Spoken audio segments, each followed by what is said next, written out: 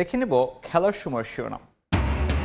৯ বছর পর ঢাকা ডার্বিতে মোহামেডানের জয়। চিরপ্রতিদ্বন্দ্বী আবাহনীকে হারালো ৩৯ রানে। মাঠে বসে খেলা দেখলেন তামিম। আম্পায়ার সৈকতের সঙ্গে তর্কে জড়িয়ে এক ম্যাচ নিষিদ্ধ তাওহিদ হৃদয়। এটা নিয়ে কি হয়েছে এটা নিয়ে বলবো না, কিন্তু হ্যাঁ, যদি হিতে অন্যদিকে যায় তাহলে অবশ্যই এটা নিয়ে মুখ খুলবো ইনশাল্লাহ। জিম্বাবুয়ের বিপক্ষে টেস্ট সিরিজ সামনে রেখে সিলেটে কোচ অধিনায়ক সহ টাইগার ক্রিকেটাররা। কাল থেকে শুরু অনুশীলন ক্যাম্প।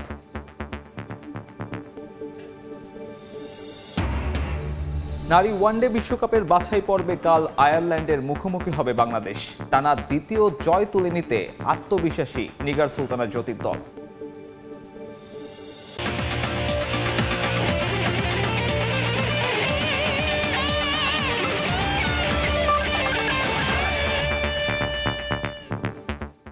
দীর্ঘ ৯ বছর পর ঢাকা ডার্বিতে হাসল মোহামেডান স্পোর্টিং ক্লাব।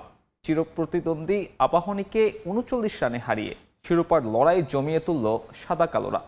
সেঞ্চুরি করে ম্যাচ সেরা আনিসুল ইসলাম। তবে এদিন ডার্বির উত্তাপ ছাপিয়ে আলোচনায় মোহামেডান অধিনায়ক তাওহিদ হৃদয়। আম্পায়ার শরীফুদ্দৌলা সৈকতের সঙ্গে তর্কে জড়িয়ে এক ম্যাচের নিষেধাজ্ঞা পেয়েছেন এই ক্রিকেটার। তো এটা নিয়ে কি হয়েছে এটা নিয়ে বলবো না, কিন্তু হ্যাঁ, যদি হিতে অন্যদিকে যায় তাহলে অবশ্যই এটা নিয়ে মুখ খুলবো ইনশাল্লাহ, আমি বলবো। কি নিয়ে মুখ খোলার ইঙ্গিত দিলেন হৃদয়? আইসিসির এলিট আম্পায়ার শরীফুদ্দৌলা সৈকতের সঙ্গে তার দ্বন্দ্বের শুরুটাই বা কোথায়?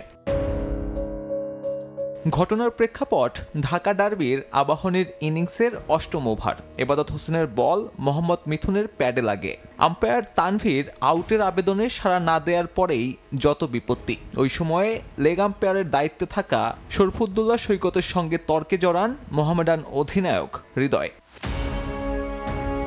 সতীর্থরা তা থামানোর চেষ্টা করলেও হৃদয়কে শান্ত করা যায়নি। এই ক্রিকেটার অবশ্য ওখানেই থামলেন না। ম্যাচ শেষে সংবাদ সম্মেলনে বিতর্কের আগুনে ঢাললেন ঘি। ভুলটা স্বীকার করা উচিত। আমি যদি ভুল করে আমি স্বীকার করবো, কিন্তু আপনি ভুলটা স্বীকার না করে আপনি যদি মনে করেন যে না এটা ভুল না, তাহলে এটা হয় না। সে অবশ্যই, তাকে আমরা রেসপেক্ট করি। সে ইন্টারন্যাশনাল আম্পায়ার, আমরাও ইন্টারন্যাশনাল প্লেয়ার।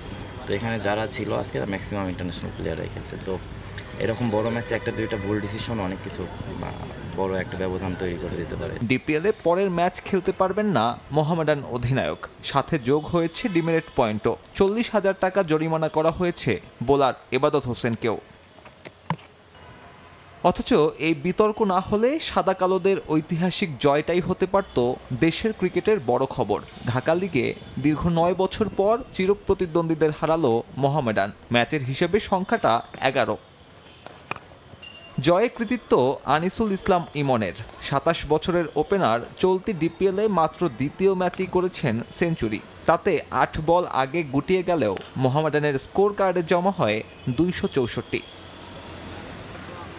লক্ষ্য তাড়া করতে নেমে শুরুটা ভালো হয়নি ডিফেন্ডিং চ্যাম্পিয়নদের। শুরুতেই মিরাজ ফেরান জিসান আলমকে। আরেক ওপেনার পারভেজ ইমনকে ফিরিয়েছেন এবাদত হোসেন। তিনে নামা অধিনায়ক নাজমুল শান্ত চেষ্টা করেন সর্বোচ্চ, তবে ৮০ করা এই ব্যাটার স্কুপ করতে গিয়ে উইকেট বিলিয়ে দেন সাইফুদ্দিনকে।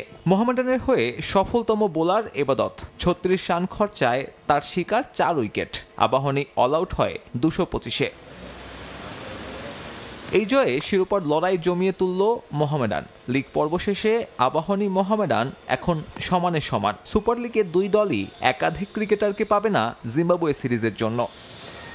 সাব্বির মিথুন, সময় সংবাদ, ঢাকা। সুস্থ হয়ে মাঠে ফিরলেন তামিম ইকবাল। তবে আপাতত ক্রিকেটার হিসেবে নয়, দর্শক হিসেবে। ঢাকা ডার্বির হাই ভোল্টেজ ম্যাচ দেখতে হোম অফ ক্রিকেটে যান বাংলাদেশের সাবেক অধিনায়ক। শনিবার দুপুরের পর নিজের গাড়িতে শেরে বাংলায় পৌঁছান তামিম ইকবাল। এরপর সরাসরি চলে যান প্রেসিডেন্ট বক্সে। চিরপ্রতিদ্বন্দ্বী আবাহনীর বিপক্ষে নিজের দল মোহামেডানের খেলা উপভোগ করেন। এরপর দলের ড্রেসিং রুমে গিয়ে দেখা করেন সতীর্থদের সঙ্গে। সেখানে মোহামেডান অধিনায়কের স্বাস্থ্যের বর্তমান পরিস্থিতি জানতে চান ক্রিকেটাররা। ম্যাচ শেষের কিছুক্ষণ আগেই মিরপুর ছাড়েন তামিম। গত ২৪ মার্চ বিকেএসপিতে ম্যাচ চলাকালীন হার্ট অ্যাটাক হয় এই ওপেনিং ব্যাটারের। এরপর সাভারের কেপিজে, রাজধানীর এভারকেয়ার ও পরে সিঙ্গাপুরে উন্নত চিকিৎসা শেষে সম্প্রতি দেশে ফিরেছেন তামিম।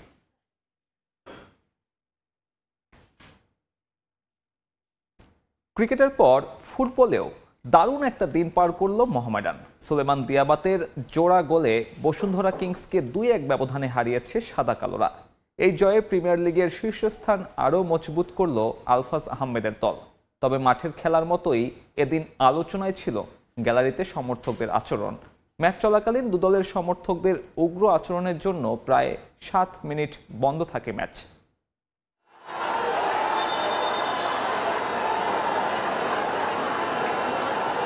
কিংস অ্যারেনায় বিগ ম্যাচ, মাঠের উত্তাপের মতোই আলোচনায় গ্যালারিতে সমর্থকদের আচরণ।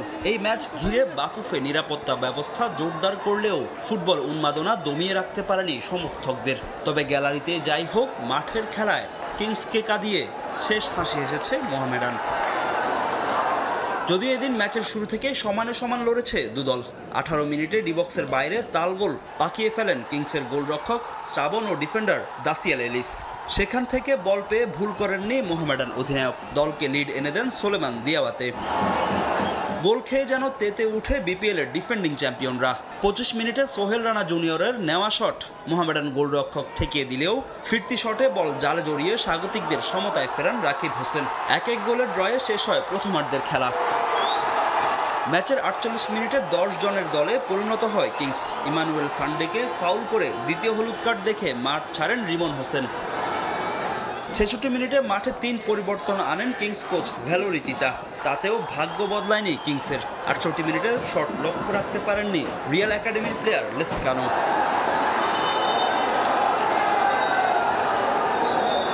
70 মিনিটে গ্যালারিতে হট্টগোল, মুখোমুখি অবস্থানে দু ক্লাবের সমর্থকরা। হয় ঢিল ছোড়াছুড়ি, যা এসে পড়ে মাঠে বন্ধ হয় খেলা। নিরাপত্তা কর্মীদের হস্তক্ষেপ ও দু ক্লাবের ফুটবলাররা শান্ত করেন সমর্থকদের। প্রায় 7 মিনিট বন্ধ থাকার পর আবারও মাঠে গড়ায় খেলা। পুরো দ্বিতীয়ার্ধে কিংস ডমিনেট করলেও তাদের 10 জনের দলে পরিণত হওয়ার সুযোগ নেয় মোহামেডান। অবশ্য কিংসের দ্বিতীয় গোল হজমের পেছনেও ছিল ডিফেন্ডারদের ভুল। ইমানুয়েল সান্ডের বাড়ানো বলে গোলরক্ষক ও ডিফেন্ডারকে বোকা বানিয়ে নিজের দ্বিতীয় গোলের পাশাপাশি মোহামেডানের জয় নিশ্চিত করেন সুলেমান দিয়াবাতে। কিংস অ্যারেনায় পাওয়া 3 পয়েন্ট নিয়ে সন্তুষ্ট হলেও মাঠে সমর্থকদের আচরণে ক্ষোভ প্রকাশ করেছেন মোহামেডান অধিনায়ক। King supporter they behave very bad. This is not the first time. এটা নতুন নয়, এই মাঠে খেলতে এলেই আমাদের এমন পরিস্থিতির মুখে পড়তে হয়। সমর্থকদের এমন আচরণ কাম্য নয়। তারা আমাদের খেলায় বাধা সৃষ্টি করে। তবে আমরা যে 3 পয়েন্ট পেয়েছি তাতেই সন্তুষ্ট। আমরা শিরোপার দৌড়ে অনেকটা এগিয়ে গেছি। আবাহনীর বিপক্ষেও এই জয়ের ধারা ধরে রাখতে চাই।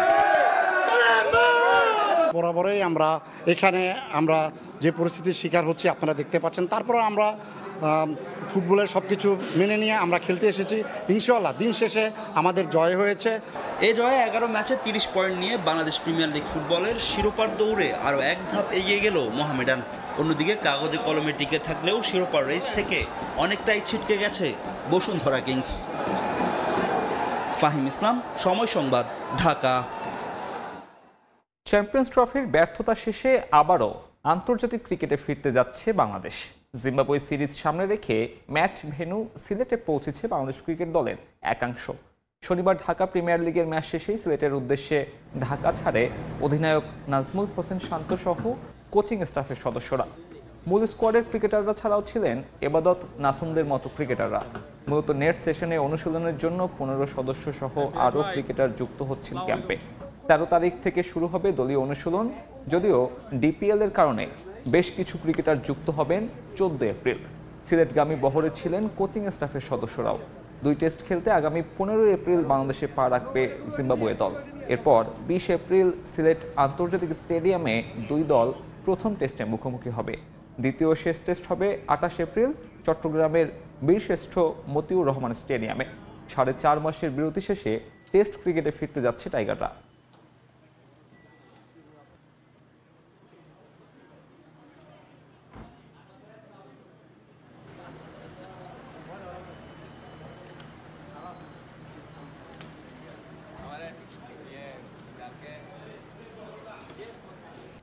পিছিয়ে গেল বাংলাদেশ ক্রিকেট লিগের এবারের আসর।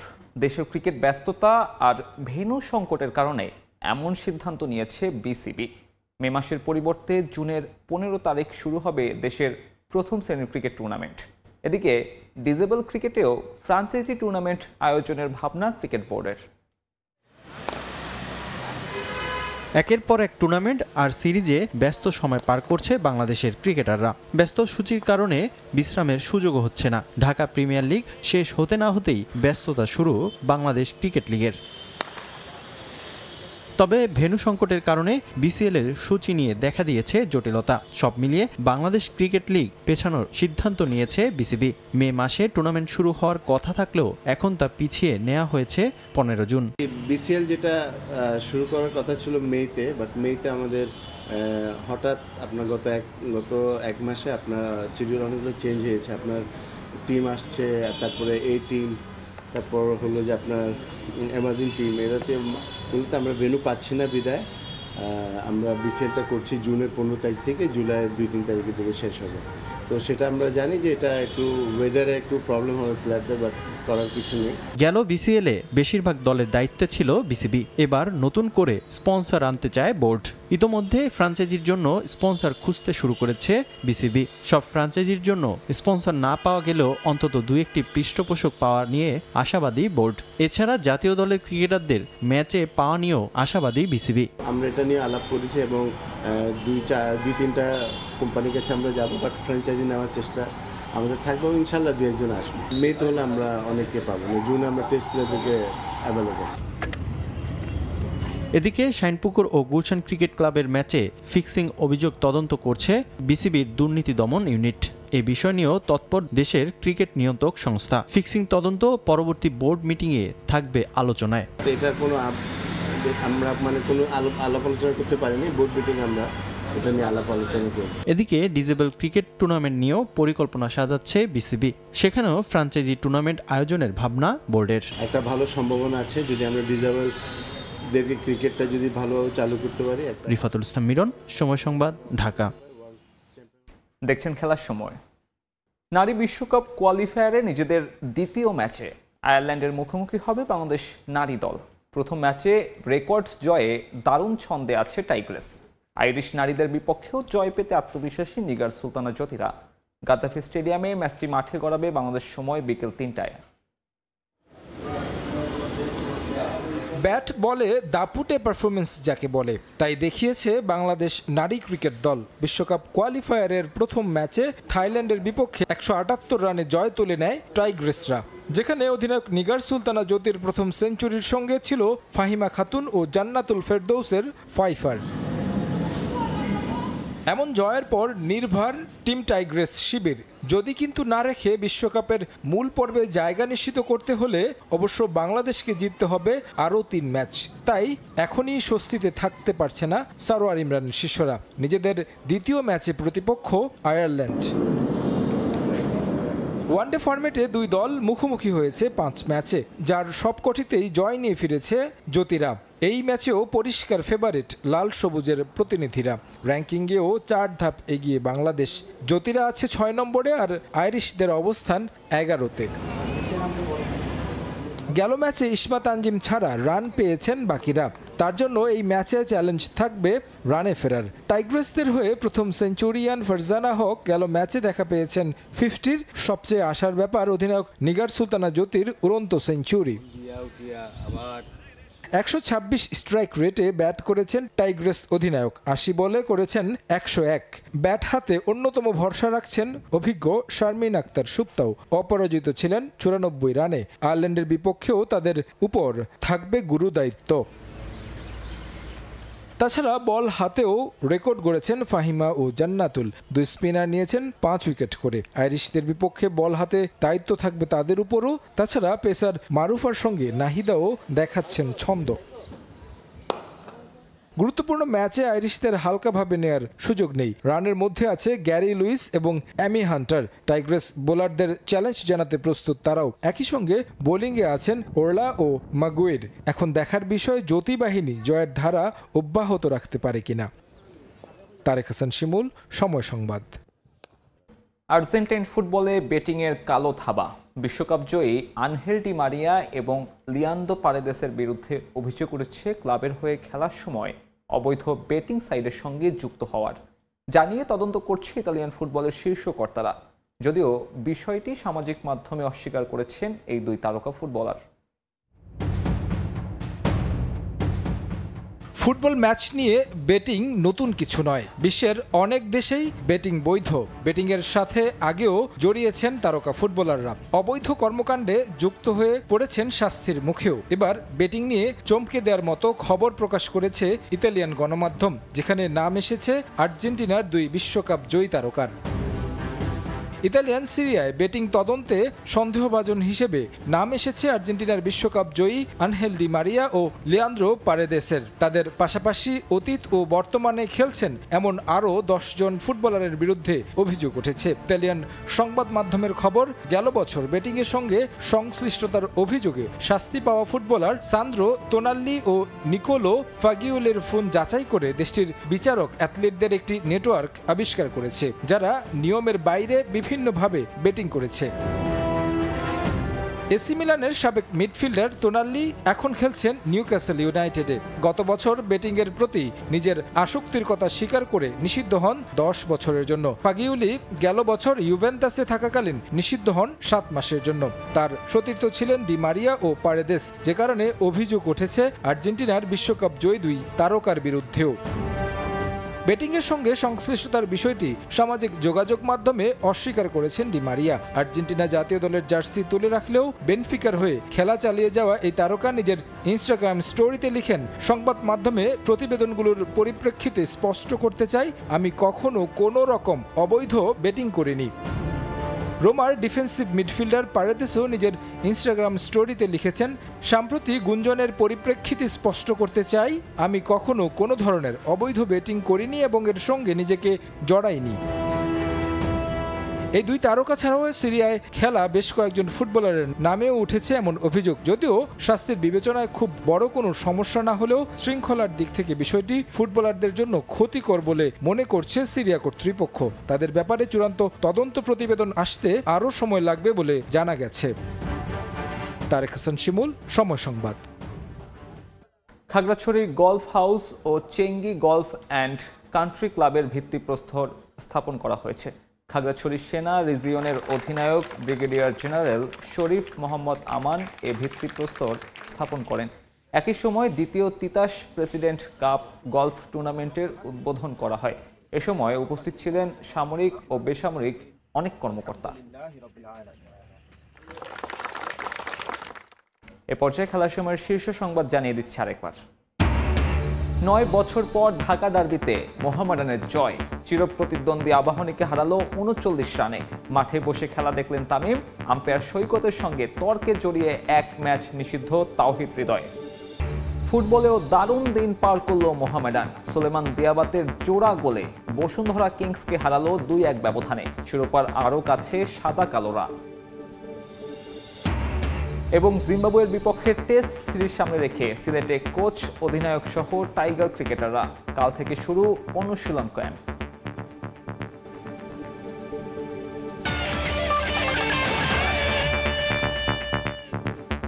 এই ছিল খেলার সময়। সঙ্গে থাকুন সময়ের।